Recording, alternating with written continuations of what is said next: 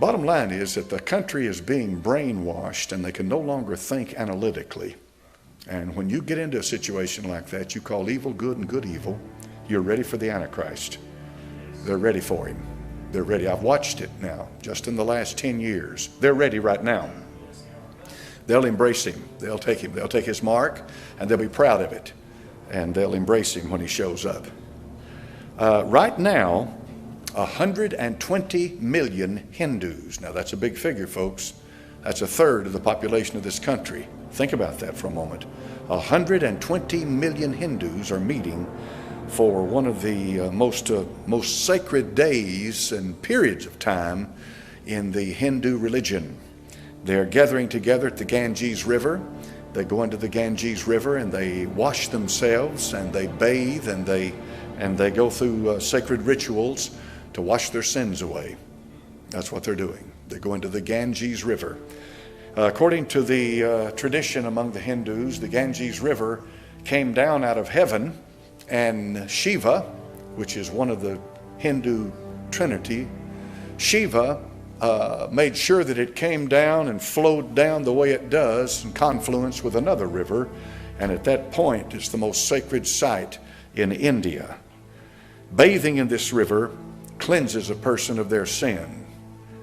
And that's such a sad thing tonight, that people are locked in that kind of ignorance. We support a missionary, folks, to India, and we support him, and he's a good man, and he's over there preaching the word. He's an Indian himself, and he got saved, and that's really the best I think a lot of times an autonomous, indigenate, that's the word, indigenate minister is a lot of times, sometimes better than somebody that comes in from the outside, because he understands their culture and he knows their language and he can minister to them, and so he's ministering to them. But the Hindu has been around a long time. Started with the Brahmin, and then it went to developed into what today is what's called Hinduism.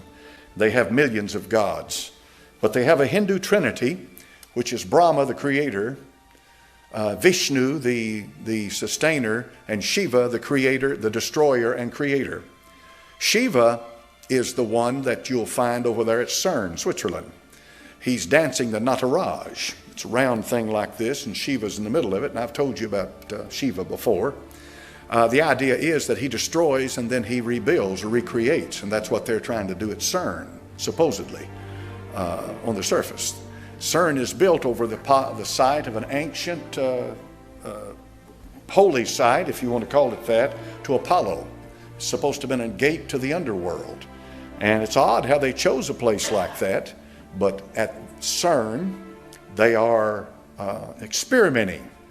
Bertolucci, who was the director there for a while at CERN, said that we hope that we can open a door into another dimension, and that for just a few short particles of a second, we'll be able to peer into another dimension that we can't see otherwise. He says, but we do run the risk that once we open that door into another dimension, that something may leave ours and go over there, or something may come from over there into ours. And so that prompted this theoretical physicist who just passed away. What was his name? Hawking. It prompted Hawking to warn the world and to warn the physicist at Switzerland, at CERN, be careful, you may be opening Pandora's box. You may open up something that you're totally unprepared to deal with. The bottom line is that regardless of what method you use, you can enter into a spirit world sometimes by crossing a door.